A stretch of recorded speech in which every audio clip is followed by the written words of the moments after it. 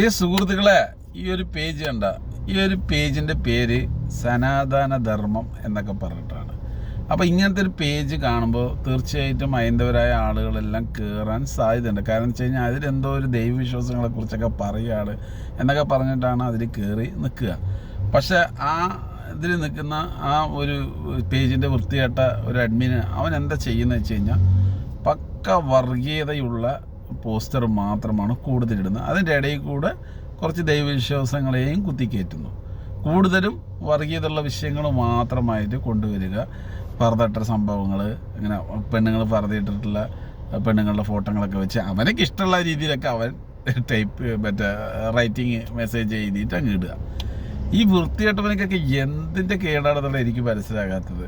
ഇപ്പോൾ കുറേ ആൾക്കാർ സംഘപരിവാറും സംഖ്യകളൊക്കെ പറഞ്ഞിട്ട് വീഡിയോ ചെയ്യുന്നുണ്ടാവും. അപ്പോൾ ഇവനൊക്കെ ഈ സംഖ്യയിൽപ്പെട്ട ആളാണ്. അപ്പോൾ ഇവനൊക്കെ അതുകൊണ്ടാണ് ഇവനെന്ത് ചെയ്യുന്നു ഇതുപോലെയൊക്കെ ചെയ്യുന്നത്. പക്ഷെ അതിലൊരു മനസ്സിലാക്കണം, അതായത് ഈ സംഖ്യ എന്ന് പറയുന്ന ഒരു വിഭാഗത്തിനെ കളിയാക്കുന്ന അത് ഒരു ടീം തന്നെ ഉണ്ട്. അതിന് മതവുമില്ല, ഇതുമില്ല.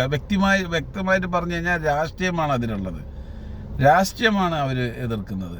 പക്ഷെ ഇവിടെ വന്നിട്ട് ഇവൻ ചെയ്യുന്ന വൃത്തികേടെന്ന് വെച്ച് കഴിഞ്ഞാൽ ആ ദേഷ്യം തീർക്കാൻ വേണ്ടിയിട്ട് ഇവൻ ഇത് കുറേ പർദ്ദയിട്ട പെണ്ണുങ്ങളുടെ ഫോട്ടോ ഒക്കെ എടുത്ത് കൊണ്ടുവന്നിട്ട് അവനക്ക് ഇഷ്ടമുള്ള രീതിയിലൊക്കെ അത് എഴുതി വിടുന്നതിന് എന്ത് തന്നെ ആയാലും ശരി, എന്തൊരു ചെയ്യുക.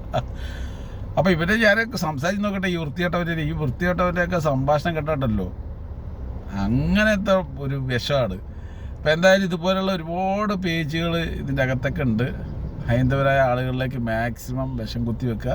ഏകദേശമൊക്കെ ഇവന്മാരുടെയൊക്കെ ഓൾമോസ്റ്റ് വിജയിച്ചെന്ന് വേണമെങ്കിൽ പറയാം. കാരണം ഇവരുടെയൊക്കെ ഈ ഒരു മനസ്സിലുള്ള മറ്റേ കുത്തിത്തിരിപ്പും വെറുപ്പും അതുപോലെ തന്നെ മറ്റുള്ള വിഭാഗങ്ങളെ കാണുമ്പോൾ എന്തെല്ലാം വൃത്തികേടുകൾ പറഞ്ഞ് പിടിപ്പിക്കാൻ പറ്റും അതൊക്കെ പിടിപ്പിച്ച് മാക്സിമം ഹൈന്ദവരായ ആളുകളിലേക്ക് അവന്മാരൊക്കെ ഓൾമോസ്റ്റ് വിജയിച്ചെന്ന് പറയാം. കാരണം നമുക്ക് കമൻറ്റ് ബോക്സ് ആയിട്ടാൽ മനസ്സിലാവല്ലോ നമ്മുടെ ഈ കേരളത്തിലെ മതേതരം എന്താണെന്നുള്ളതൊക്കെ.